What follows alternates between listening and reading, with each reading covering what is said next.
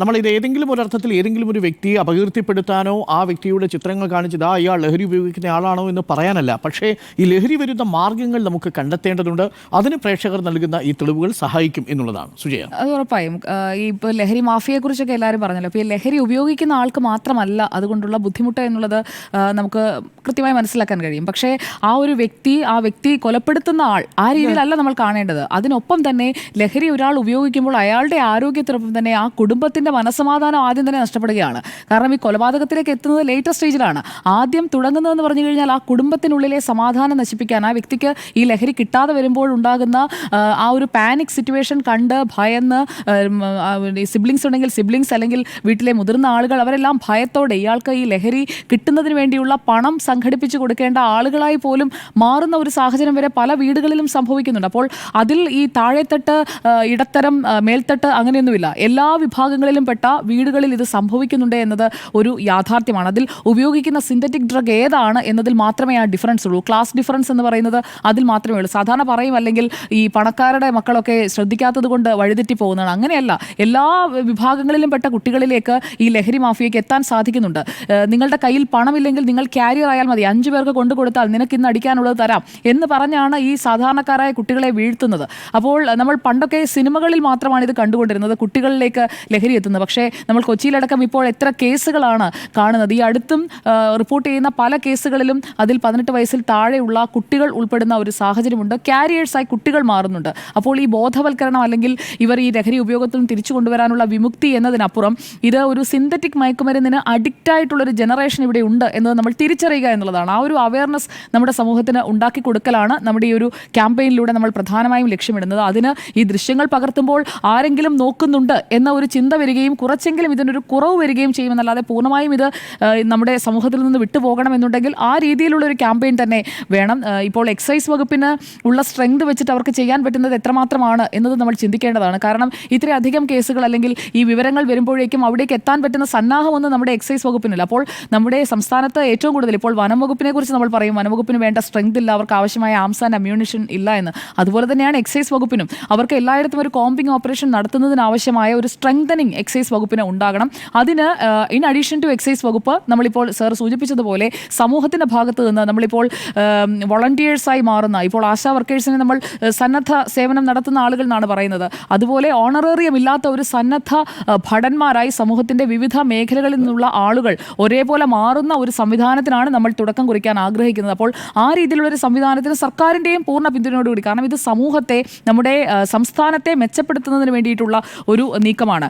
ഈ അഫ്ഗാനിസ്ഥാനിൽ നിന്ന് വരുന്ന ഒരു കണക്കനുസരിച്ച് അവിടെയാണല്ലോ ഈ കറുപ്പ് എന്ന് പറയുന്ന ഏറ്റവും സ്ട്രെങ്ത് ഉള്ള മയക്കുമരുന്നിന്, അതിൻ്റെ ഏറ്റവും വലിയ എപ്പിസെൻറ്റർ എന്ന് പറയുന്നത് അഫ്ഗാനിസ്ഥാനാണ്. അവിടുത്തെ ജനസംഖ്യ എടുത്ത് നോക്കിക്കഴിഞ്ഞാൽ അവിടെ ജനസംഖ്യയുടെ 10 ലക്ഷം പേര് എപ്പോഴും മയക്കുമരുന്നിന് അടിമകളാണ്. കുറച്ചുപേര് റിക്കവറായി വന്നാൽ അടുത്ത സെറ്റ് ആളുകൾ അവിടെ മയക്കുമരുന്നിന് അടിമയാണ്. അതുപോലെ തന്നെയാണ് നമ്മുടെ സംസ്ഥാനത്ത് നമ്മൾ അറിയാതെ തന്നെ ഈ ഒരു ചെയിൻ റിയാക്ഷൻ സംഭവിക്കുന്നുണ്ട്.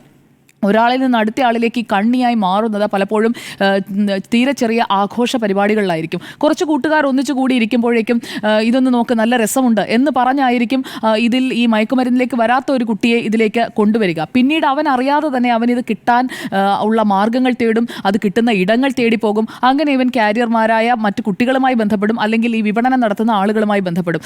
അങ്ങനെ അറിഞ്ഞോ അറിയാതെയോ ഈ ചെയിൻ ഇങ്ങനെ പടരുകയാണ്. അപ്പോൾ ഒരു സ്കൂളിൽ ഇതുണ്ടെന്നുണ്ടെങ്കിൽ ട്യൂഷൻ സെൻ്ററിൽ മറ്റൊരു സ്കൂളിലെ കുട്ടിയെ ഉണ്ടാകും. അപ്പോൾ അവരിലേക്ക് ഈ കണക്ഷൻ വരികയാണ്. അങ്ങനെ മിക്കയിടങ്ങളിലും പടരുന്ന വഴി എന്ന് പറയുന്നത് ഇങ്ങനെയാണ്. ഒരു 6ാം ക്ലാസ് മുതൽ മുകളിലേക്കുള്ള കുട്ടികളെ ഇവർ ലക്ഷ്യമിടുന്നുണ്ട് എന്ന് നമ്മൾ മനസ്സിലാക്കണം. 15 വയസ്സൊന്നും ആകേണ്ട, അതിനു മുൻപ് തന്നെ 10, 11, 12 വയസ്സുള്ള കുട്ടികൾ മുതൽ ഇതിൻ്റെ ഉപയോഗത്തിലേക്ക് എത്തിപ്പെടുന്നുണ്ട്. അത് ആൺകുട്ടികൾ മാത്രമല്ല, പെൺകുട്ടികളെയും അവർ ലക്ഷ്യമിടുന്നുണ്ട്.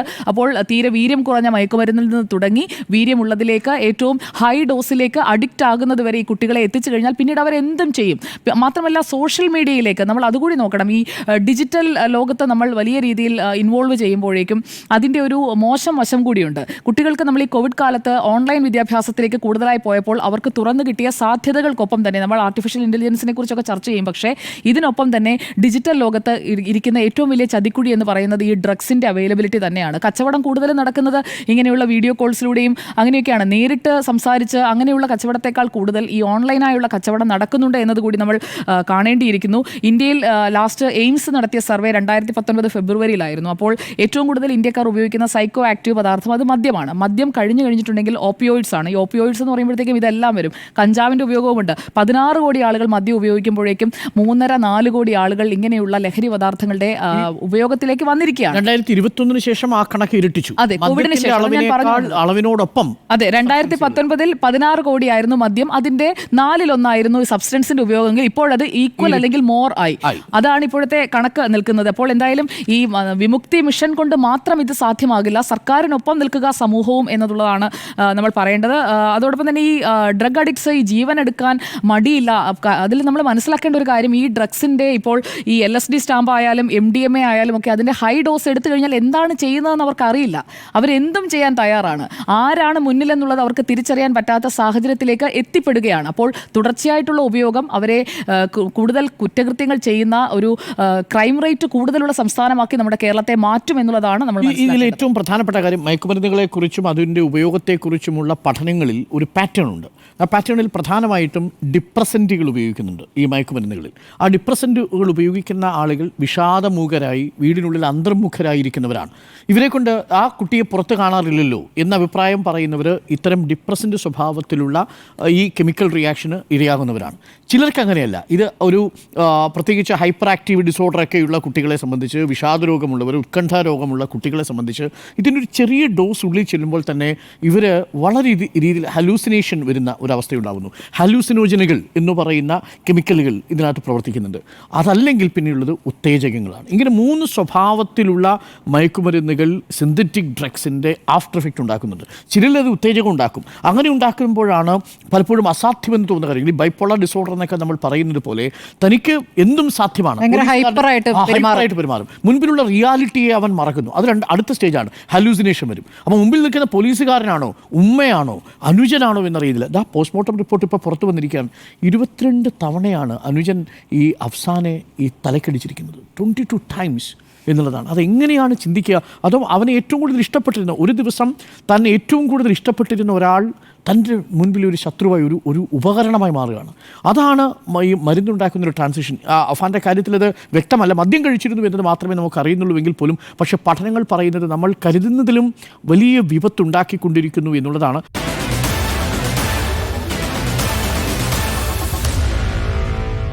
Meet the editors.